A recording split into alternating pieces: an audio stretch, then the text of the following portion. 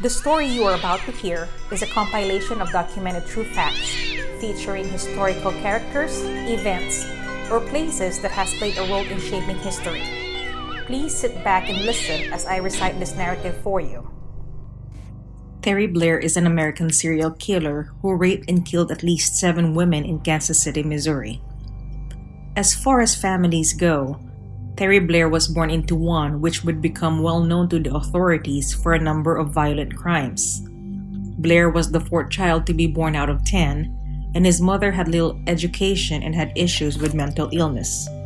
Blair's brother Walter was incarcerated and met a fellow inmate who was willing to pay him $6,000 to murder his rape victim, Catherine Jo Allen. Walter agreed, and when he was released, he proceeded to abduct her from her own apartment. He was convicted of murder and was executed in 1993. Half-brother Clifford Miller was convicted in the 1992 abduction of a woman from a bar. He shot the woman in the arm and drove her to an abandoned house before raping her repeatedly and beating her until she passed out. She suffered a gunshot wound, fractured skull, broken jaw, and broken cheekbones. She spent 2 months in the hospital recovering.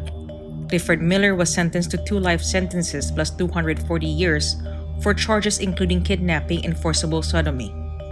His mother Janice wasn't innocent either. On August 16, 1978, according to prosecutors, Janice Blair shot and killed Elton E. Gray with a .38 caliber revolver. She entered an Alford plea, meaning she did not admit wrongdoing, but acknowledged the government had enough evidence to convict her. She was only sentenced to probation. With a family such as this, it's no surprise that Terry Blair also turned to violence in his adult life. Angela Monroe was the pregnant girlfriend of Blair and the mother of his 2 children when Blair killed her. Blair was sentenced to 25 years imprisonment for this murder and was released on parole after serving 21 years. According to court records, he was angry with Monroe for performing acts of prostitution. Alerted by a strong odor, a neighbor noticed 2 women's bodies in the garage of an abandoned home and notified police on September 2, 2004. Late in the evening of September 3, an anonymous male caller contacted 911 dispatch to claim responsibility for killing the 2 victims discovered the day before and notified police where to find an additional body hidden in an alley a few blocks away from the first 2. The caller contacted 911 again on September 4 to reveal the location of 2 more victims in an overgrown area near a highway and promised to call again. The caller stated that the reasons the individuals were killed was that they were prostitutes and therefore they were scum. He stopped contacting dispatchers after a news station leaked information about how the caller was using a cell phone. Police found several additional murder victims, one of whom had earlier been erroneously classified as a drug overdose, and several women who reported rapes and assaults possibly linked to the murders. All the victims were found in a small radius near Prospect Avenue. Investigations gradually narrowed on Blair as a suspect. He was on parole for the 1982 murder of Monroe and also matched the description given by women who claimed to have survived rapes and physical assaults. A witness claimed Blair had threatened to kill prostitutes.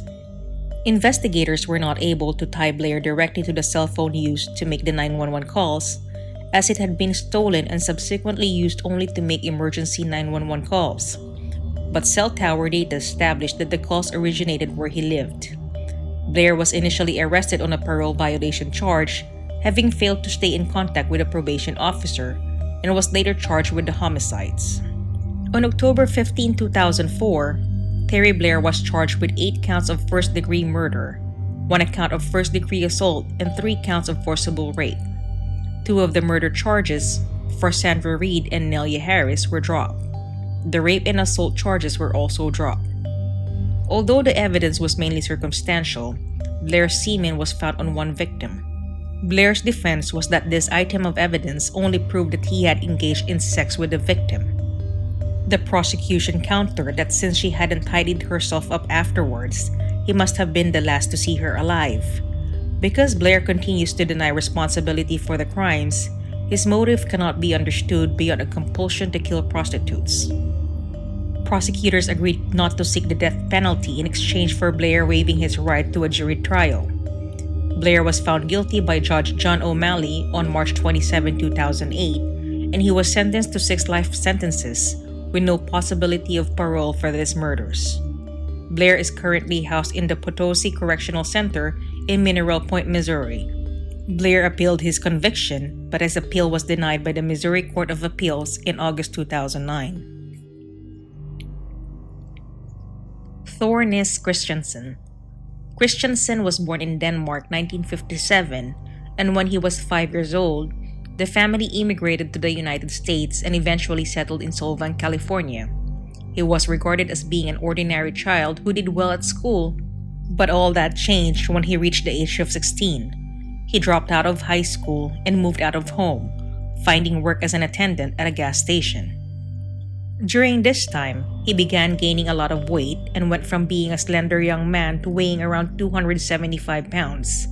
It was also around this time that his thoughts began to turn dark, and he would fantasize about killing women and violating their bodies sexually. Before long, these thoughts turned into actions, and Christiansen began to kill. In late 1976 and early 1977, female students at the University of California in Santa Barbara were terrorized by a grim series of look-alike murders, so called because the victims closely resembled one another. On December 6, 1976, Christiansen abducted Jacqueline Rook, 21 years old, from a bus stop in Goleta, Santa Barbara. The very same day, Mary Saris, who was a waitress in Goleta, also went missing. On January 18, 1977, Patricia Laney, 22 years old, went missing from another bus stop in Goleta. Her body was discovered the next day in Refugio Canyon. 2 days later, the body of Rook was found in the same area.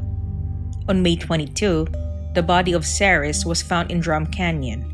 Each had been killed by one shot to the head, fired from a small caliber pistol. All 3 were known to be hitchhikers. On April 18, 1979, Linda Preston, 24 years old, was hitchhiking in Hollywood when she was picked up by Christiansen. They drove along for several blocks, then he pulled out a gun and fired into her ear. Although she was bleeding badly, she was able to jump from his car and escape. Laura Benjamin, 23 years old, was abducted and killed by Christiansen on May 26, 1979. Preston, who had survived being shot by Christiansen, happened to see him in a tavern on July 11 and immediately called the police. He was arrested and charged with a serious assault, and while in custody, police noticed there were similar aspects of his attack on Preston and the unsolved murders of Rook, Saris, and Laney. He was then charged with 3 counts of first-degree murder. He was also charged with the murder of Laura Benjamin. Christiansen was first tried in early 1980 in Santa Monica for the murder of Benjamin. He initially pleaded insanity, but he withdrew the plea. He then pleaded guilty in June 1980 in Santa Barbara to the Isla Vista murders and sentenced to life in prison. At that time, California did not have the death penalty. Christiansen was murdered in prison on March 30, 1981. He was found in the Folsom Prison exercise yard with a single stab wound to the chest. The murderer was never identified.